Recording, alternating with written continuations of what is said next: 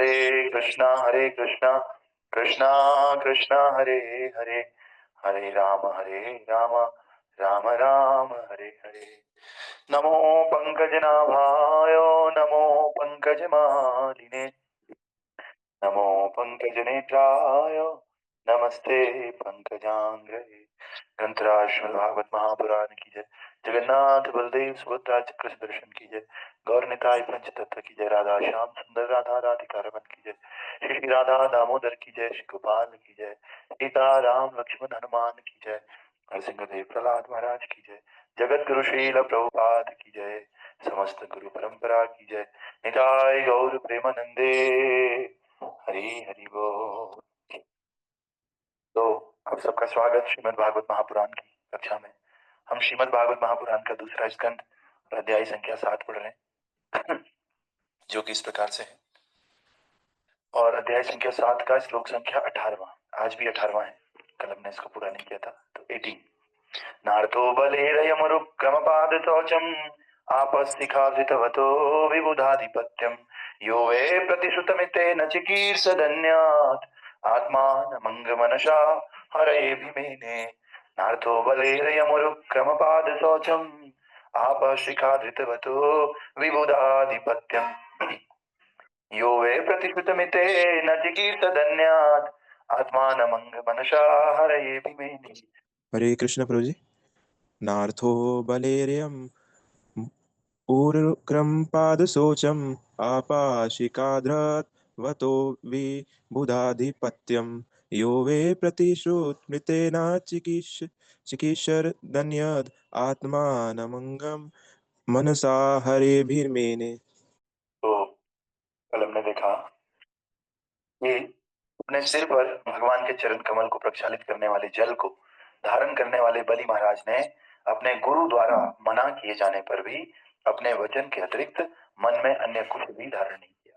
तो यहाँ से हमें सीखने को मिलता है कि जो गुरु भगवान से कनेक्ट नहीं करता है उस गुरु के आज्ञा पालन करना अनिवार्य नहीं है, उसकी अवज्ञा किया जा सकता है, उसको त्याग भी दिया जा सकता है, क्योंकि गुरु का मीनिंग है जो भगवान से आपको कनेक्ट करे, है ना। तो यहाँ पर बलि महाराज भगवान की सेवा करना चाह रहे थे, लेकिन उनके गुरु उस सेवा को करने से मना कर रहे थे, इसीलिए उन्होंने अपने गुरु को न मान करके भगवान की सेवा को कंटिन्यू किया, है ना। राजा ने भगवान के तीसरे पग को पूरा करने के लिए अपना शरीर भी समर्पित कर दिया। हमको भी ऐसी करना चाहिए, भगवान की इच्छा के लिए, भगवान की सेवा के लिए शरीर भी समर्पित कर सकते हैं। हर एक अंग को हमें भगवान की सेवा में अर्पित करना चाहिए, जैसे अम्बरीश महाराज करते थे, है ना। उस प्रकार से राजा ने भगवान के तीसरे पग को पूरा करने के लिए अपना शरीर भी समर्पित कर दिया। ऐसे महापुरुष के लिए अपने बाहुबल से जीते गए स्वर्ग के साम्राज्य का कोई भी महत्व नहीं था। तो कोई लोग सोचेंगे कि भाई इन्होंने स्वर्ग जैसा राज्य दे दिया, जबकि बड़ी मुश्किल से स्वर्ग प्राप्त होता है ना। स्वर्ग प्राप्त होना और स्वर्ग का राज्य प्राप्त होना दोनों में अंतर है। स्वर्ग तो फिर भी मिल जाएगा, बहुत लोगों को मिलता है, लेकिन स्वर्ग का राजा बनने का अवसर तो बहुत गोल्डन अपॉर्चुनिटी है ना। तो ये अपॉर्चुनिटी भगवान के लिए उन्होंने दे दिया। तो कह रहे जो अपना पूरा शरीर दे सकता है, समर्पित कर सकता है, उसके लिए स्वर्ग जैसी चीज क्या है, कुछ भी नहीं है। राजा ने बिना किसी हिचकिचाहट के पूरा स्वर्ग, पूरी जमीन, पूरा राज्य दे दिया और कुछ नहीं बचा तो अपना सर वामन देव के आगे प्रस्तुत कर दिया, अगला पैर मेरे सर में रखो। तो कल हमने इसका आधा कर दिया था। तो प्रभुपाद कल बता रहे थे कि बुद्धिमान मनुष्य तो जानता है कि ये सारी संपत्ति तो नाशवान है और इसका सबसे अच्छा उपयोग ये है कि इसे भगवान की सेवा में अर्पित किया जाए और इससे भगवान प्रसन्न होकर के उसे अपने धाम में अस्थायी निवास दे सकते हैं, है ना। तो इस प्रकार से और भगवत गीता में भी परम धाम की व्याख्या भगवान ने इस प्रकार की है। क्या की है?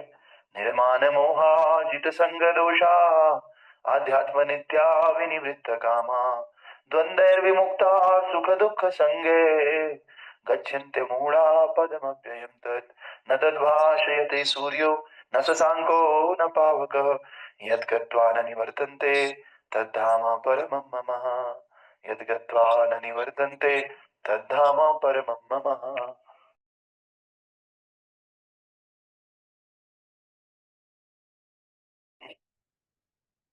इस मनुष्य के पास इस जगत में घर, भूमि, संतान, समाज, मित्रता तथा संपत्ति के रूप में आवश्यकता से अधिक जितना होता है वो सब थोड़े समय के लिए ही उसके पास रहता है।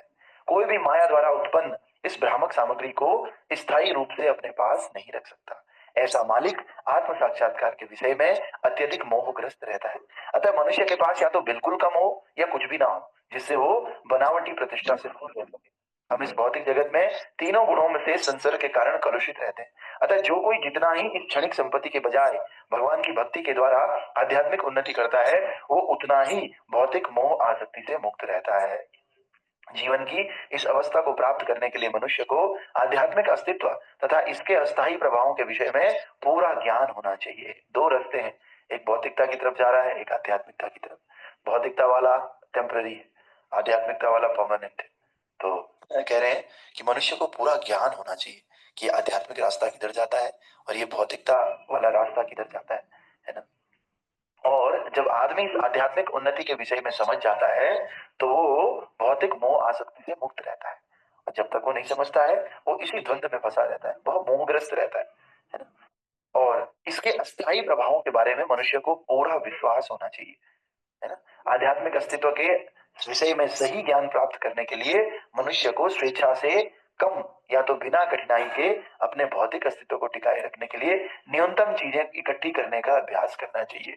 प्रभुपाद ये नहीं कर रहे हैं कि भौतिक जरूरतों का हमें ध्यान ही नहीं रखना चाहिए, वो कह रहे हैं कम से कम चीजों को इकट्ठा करना चाहिए, है ना। बहुत ज्यादा प्रयास नहीं करना चाहिए चीजें इकट्ठा करने के लिए। मनुष्य को कृत्रिम आवश्यकताओं का सृजन नहीं करना चाहिए, है ना। जिस चीज के बिना काम चल सकता है, ऐसा नहीं जबरदस्ती अपनी जरूरतें बढ़ा दे। हम लोगों ने फोर्सफुली जबरदस्ती आवश्यकताएं बढ़ा दी, ये भी चाहिए, ये भी चाहिए, ये भी चाहिए, जबकि इन सबकी कोई आवश्यकता है नहीं, है ना। इससे मनुष्य को न्यूनतम से संतुष्ट रहने में सहायता मिलेगी। जितना सिंपल रहेंगे, साधारण रहेंगे, जितनी आवश्यकताएं कम रहेंगी, उतने हम लोग संतुष्ट रहेंगे।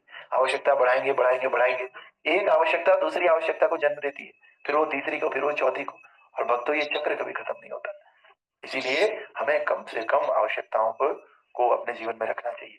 आधुनिक सभ्यता की प्रगति इन्हीं इंद्रियों के कार्यकलापों पर आधारित है, अथवा दूसरे शब्दों में ये इंद्रिय तृप्ति की सभ्यता है। पूर्ण सभ्यता तो आत्मा की सभ्यता है। इंद्रिय तुष्टि चाहने वाला सुसंस्कृत मनुष्य पशुओं के तुल्य है, क्योंकि पशु इंद्रियों के कार्यकलापों से ऊपर नहीं उठ सकते। इंद्रियों से श्रेष्ठ मन है, और मानसिक चिंतन की सभ्यता भी पूर्ण नहीं है, क्योंकि मन के ऊपर बुद्धि है। और भगवत गीता में बौद्धिक सभ्यता की जानकारी देती है। वैदिक साहित्य में मानवीय सभ्यता की अनेक दिशाएं बताई गई हैं, जिसमें इंद्रिय, मन, बुद्धि तथा आत्मा की सभ्यताएं सम्मिलित है। भगवत गीता में मूलतः मनुष्य की बुद्धि का विवरण मिलता है, जिससे वह क्रमशः आत्मा की सभ्यता का ओर अग्रसर होता है। श्रीमद् भागवतम तो आत्मा से संबंधित विषय की पूर्ण मानवीय सभ्यता है। जैसे ही मनुष्य आत्मा की सभ्यता के पथ पर ऊपर उठ जाता है, वो ईश्वर के राज्य में जाने के योग्य बन जाता है, जिसका वर्णन भगवत गीता के उपयुक्त श्लोकों में मिलता है। तो भक्तों, पहला लेवल तो वो है जो इंद्रियों के स्तर पर है, ये जानवर के समान है। जानवर बस इंद्रियों को तृप्त करना चाहते हैं। दूसरा स्तर इंद्रियों से ऊपर उठ करके मन के लेवल पर है, और मन भी अच्छा नहीं है, मन भी कभी खराब कभी सही बोलता है। इसलिए मन से भी ऊपर उठ करके बुद्धि के स्तर पर जाना है। और भगवत गीता, भागवतम, सारे ग्रंथ हमें बुद्धि के स्तर पर जीने के लिए प्रेरित करते हैं। मन तो कुछ भी बोलता रहेगा, इंद्रियां तो कुछ भी बोलती रहेगी, लेकिन हम वो करेंगे थोड़ी, है ना। हाँ, इंद्रियां तो बोलेंगी कि भाई अभी अभी जो है अभी ये काम कर लो, लेकिन उस काम का वो समय सही समय नहीं है, तो फिर इंद्रियों के बस में थोड़ी रहेंगे। फिर मन भी बोलेगा अभी कर लो, तो आप पहले इंद्रियों को बस में करिए, फिर मन को बस में करिए, और फिर किसके स्तर पर आइए? बुद्धि के स्तर पर।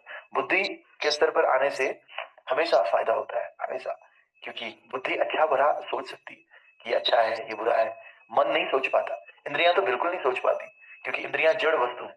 इंद्रियों को केवल एंजॉयमेंट चाहिए होता है, उसे ये नहीं पता होता है कि ये बुरा है, ये खराब है, ये अच्छा है। इंद्रियां नहीं समझती है ना।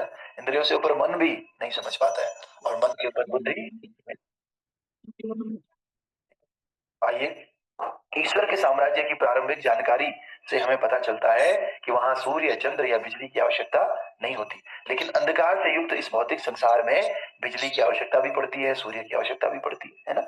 और भगवान के साम्राज्य के विषय में अन्य जानकारी हमें बताती है, जो भी आत्मा की सभ्यता अर्थात भक्ति योग की विधि से उस साम्राज्य तक पहुंचता है, उसको जीवन की सर्वोच्च सिद्धि प्राप्त हो जाती है। तब मनुष्य आत्मा में स्थायी रूप से स्थित हो जाता है, और उसे भगवान की दिव्य प्रेमा भक्ति का संपूर्ण ज्ञान हो जाता है। बलि महाराज ने अपनी समस्त भौतिक संपत्ति देकर बदले में आत्मा की सभ्यता को स्वीकार किया, और इस प्रकार वे भगवान के साम्राज्य में पहुंचने के योग्य बने। स्वर्ग का साम्राज्य, जिसे उन्होंने अपनी भौतिक शक्ति के बल से प्राप्त किया था, ईश्वर के साम्राज्य के सामने बहुत ही तुच्छ था।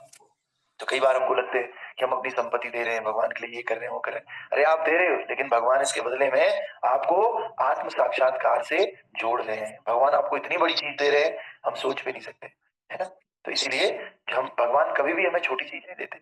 भगवान को हम थोड़ा-सा देते हैं, भगवान कई गुना मल्टीप्लाई करके वापस लौटाते हैं, है ना? हम भगवान के लिए कोई छोटी-सी आदत को छोड़ देते हैं, तो भगवान हमें आत्मा के साम्राज्य में प्रवेश करवाते हैं, आध्यात्मिक क्षेत्र में हमारा प्रवेश करवाते हैं, जो कि बहुत दुर्लभ है ना? तो इसलिए भगवान बहुत महान है। भगवान का देना, हमारे लिए भगवान जो देते हैं वो भी बहुत बड़ा होता है, इतना बड़ा कि हम सोच भी नहीं पाते। तो जो लोग इंद्रिय तुष्टि के लिए बनी भौतिक सभ्यता के सुख साधनों को प्राप्त कर चुके हैं, उन्हें बलि महाराज के पद चिन्हों का अनुसरण करते हुए भगवत धाम प्राप्त करने का प्रयास करना चाहिए, है ना? तो जिन लोगों को भौतिक सुख सुविधाएं प्राप्त हो चुकी, उन लोगों को बलि महाराज का अनुसरण करना चाहिए और भगवत धाम प्राप्त करने का प्रयास करना चाहिए। जिन्होंने अपने अर्जित भौतिक समृद्धि के बदले में भक्ति योग की विधि को स्वीकार किया, जिसकी संस्तुति भगवत गीता में है और विस्तृत व्याख्या श्रीमद् भागवतम में है। तो हमने जो भी भौतिक संपत्ति अर्जित की है, समृद्धि अर्जित की है ना? इस सब को हमें भक्ति योग में लगाना चाहिए, भगवान की भक्ति में लगाना चाहिए। यही भागवतम भी कहता है और यही श्रीमद् भगवत गीता भी कहती है। ग्रंथरा श्रीमद् भागवत महापुराण की जय। श्रील प्रभुपाद गुरु महाराज की जय। अनंत कोटि वैष्णव वृंद की जय। नाम आचार्य श्री हरिदास ठाकुर की जय। निताय गौर हरि प्रेमानंदे। हरि हरि बोल।